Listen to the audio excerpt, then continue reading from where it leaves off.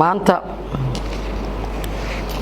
wasaaradda gargaarka iyo maareynta masiibooyinka ee xukuumadda Jamhuuriyadda Federaalka Soomaaliya waxa dhawaan soo gaaray sida laga warqabo hore loo ogaa 1 milyan oo wajixirka face mask naga soo gaaray dalka Jamhuuriyadda Djibouti walaalaheen oo halkan lagu soo gaarsiiyay xafiiska ra'iisul wasaaraha iyo agaasimaha guud ee wasaaradda ayaana halka kula wareegay garoonka diyaaradaha kadib wasaaradda markii halka milyan oo face maskiga uu soo gaaray waxay ka baaraan degaysay sidii loo gaarsiin lahaa dadka Soomaaliyeed guud ahaan waxaana isla jaangoynay agaasimaha guud iyo agaasimo waaxeedyada qaabkii loo qaybin lahaa sida laga warqabo waad ogtihiin waxaa jira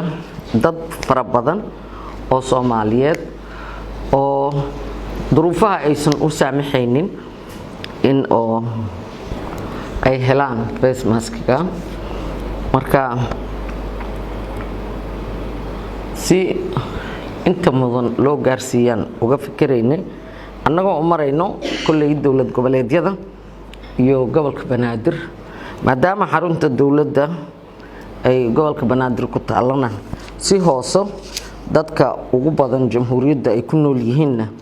meelaha ugu sii dardaran marka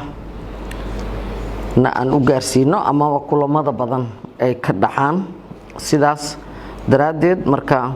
wasaaradda caafimaadka ayaan u maraynaa marka laga soo tago gobolka Banaadir maamulkiisa 17ka degmo si ay u sii gaarsiiyaan